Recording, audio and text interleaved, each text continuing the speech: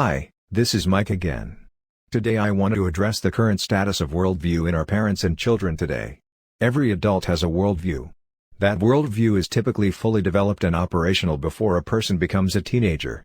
Few people would deny the fact that parents play a significant role in the shaping of their children's worldview. But there's a problem. New research from the American Worldview Inventory 2022, conducted by the Cultural Research Center at Arizona Christian University, shows that more than 9 out of 10 parents of children under age 13 have a muddled worldview. 2/3 or 67 of preteen parents claim to be Christian, but only 2% of all preteen parents actually possess a biblical worldview, according to the new research.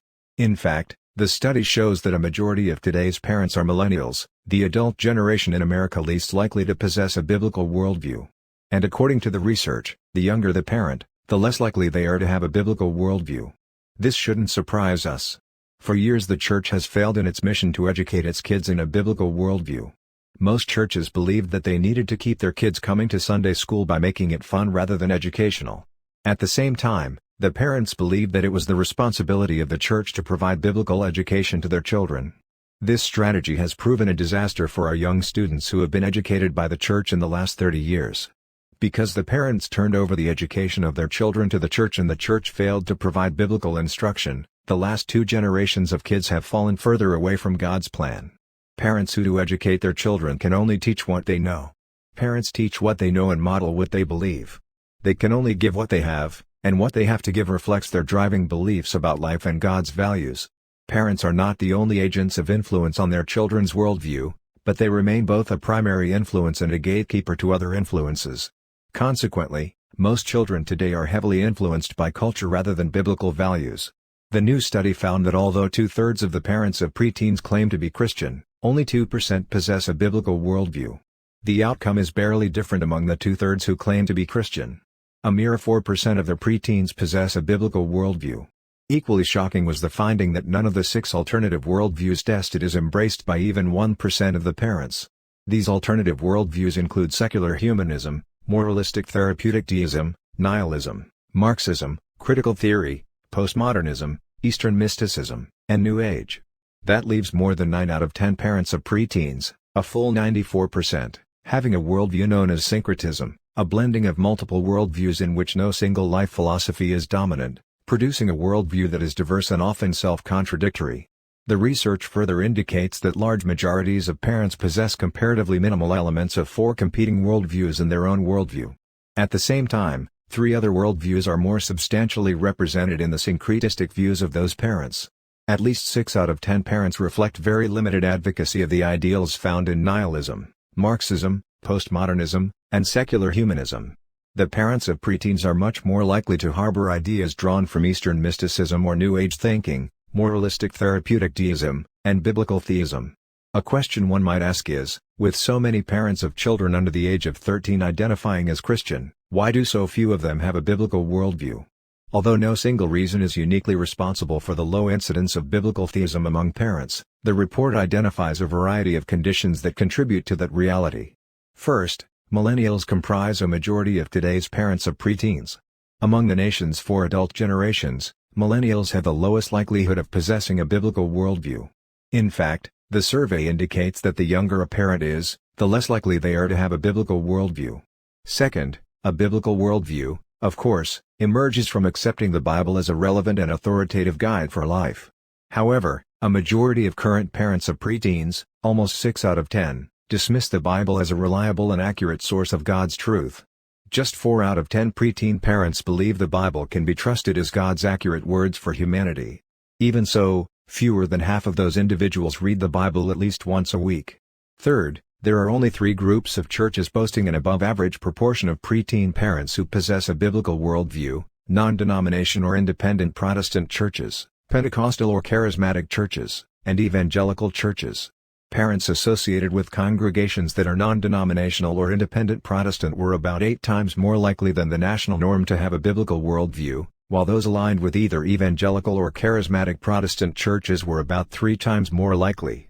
However, fewer than 1 out of every 5 parents of children under 13 attend those types of churches. Fourth, wealth also relates to the likelihood of today's preteen parents possessing a biblical worldview. Preteen parents in middle-income households are the group most likely to display biblical beliefs and behaviors. Notably, while preteen parents in households earning between $40,000 and $75,000 annually constitute 1/4 of all such parents, they also represent half of the preteen parents who embrace biblical theism. While preteen parents in lower and working-class homes display average levels of biblical worldview incidence, preteen parents from households making in excess of $100,000 annually rarely possess a biblical worldview. Last, overall, today's preteen parents are less enthusiastic about religious faith than has traditionally been the case. In fact, the research found that only half of the preteen parents claim to be deeply committed to practicing their faith. The survey revealed the characteristics of the people most likely to have a biblical worldview. There were few surprises in the description of preteen parents whose beliefs and behaviors are most likely to coincide with a biblical worldview. Here are some of the attributes: residents of the southern and western states, people over the age of 45, political conservatives, theological conservatives, individuals who attend a Christian church associated with Protestantism, adults who have not graduated from a college or university, people from households making between $40,000 and $75,000 annually. While each of those segments of preteen parents is more likely than the norm to possess the biblical worldview, there was no segment in which even 1 out of 5 members of the segment has such a life philosophy. The only demographic or theographic segments in which at least 10 possessed the biblical worldview were preteen parents who attend independent or non-denominational Protestant churches, those who read the Bible daily, those who self-identify as very conservative on theological matters, and those who consider themselves to be very conservative on social issues, such as abortion and same-sex marriage.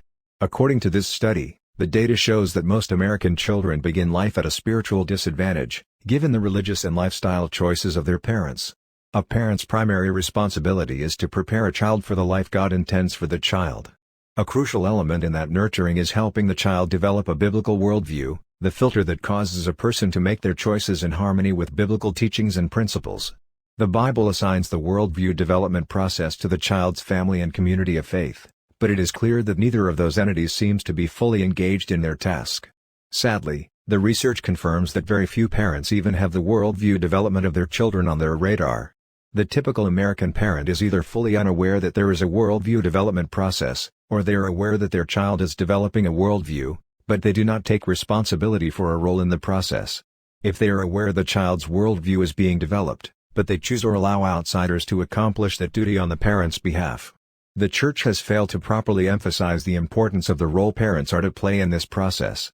It seems that most preteen parents are unaware, or certainly unfazed, by the contradiction between calling themselves Christian, but living in ways of the culture that repudiate the teachings of Jesus and the principles in the Bible.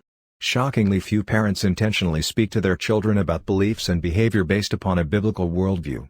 Perhaps the most powerful worldview lesson parents provide is through their own behavior. Yet studies consistently indicate that parental choices generally do not reflect biblical principles or an intentionally Christian approach to life. The research shows that most preteen parents not only claim the Christian faith but also identify a church connection. The substantive gap between their faith self-identification and what Christian churches claim to teach and foster is significant. Those contradictions raise questions for churches regarding the content being taught, the presence of accountability processes, how churches measure their worldview impact, and the nature of discipleship in today's churches. It also seems to reflect the idea of the church to water down the gospel in order to attract attendees. This emphasis is on increasing attendance at the expense of teaching God's Word. One of the chilling questions raised by the survey is whether the data points to a forthcoming virtual extinction of the biblical worldview in America. From these results, such an outcome certainly is a statistical possibility. To expect the biblical worldview to disappear in America would mean that God has given up on America. We don't believe this is the case. We believe God is preparing His remnant for either the end times or for a spiritual awakening. The reality is that culture-changing movements can transform a nation with as little as 2% of the population on board. Turning around the paucity of commitment to the biblical worldview cannot happen overnight, in the United States. But it can happen. While the percentage of American adults with a biblical worldview is small, it transcends the lower size limit of movements that have successfully transformed aspects of American culture.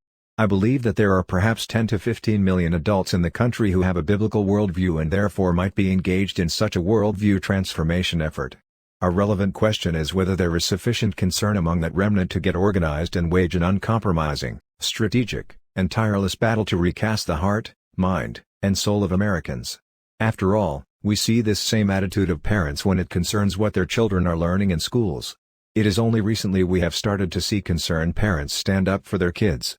This concern has moved many students into the homeschool movement to get away from the indoctrination going on in our public schools today. The same energy we see with the parents needs to be applied to the worldview education of their children if things are to change. Certainly, the most effective population to target with such efforts, of course, is children, but incorporating the parents of those young people in the process is also needed. The churches need to re-evaluate their current process to see how this can be best accomplished. Without the parents' involvement, teaching the children a biblical worldview will not be successful. We are praying parents and the churches will wake up before it is too late. The methods used in the past have proven unsuccessful. A new change is needed to educate parents and then children in developing a biblical worldview. It is the major reason that Nehemiah Reset was formed. Our purpose is to raise this concern in the church, and at the same time, help parents improve their biblical worldview. You can find more videos about different cultural issues by going to Nehemiah Reset's website at nehemiahreset.org, and clicking on the Training and Resource menu item and then clicking on the Cultural Issue menu item. Videos on cultural issues can also be found on Nehemiah Reset's podcast website. Click on the Cultural Issues podcast menu item under the News and Videos tab to view copies of recent podcasts on various cultural issue topics. Thanks for watching this video today and I hope to see you again soon on one of my other videos.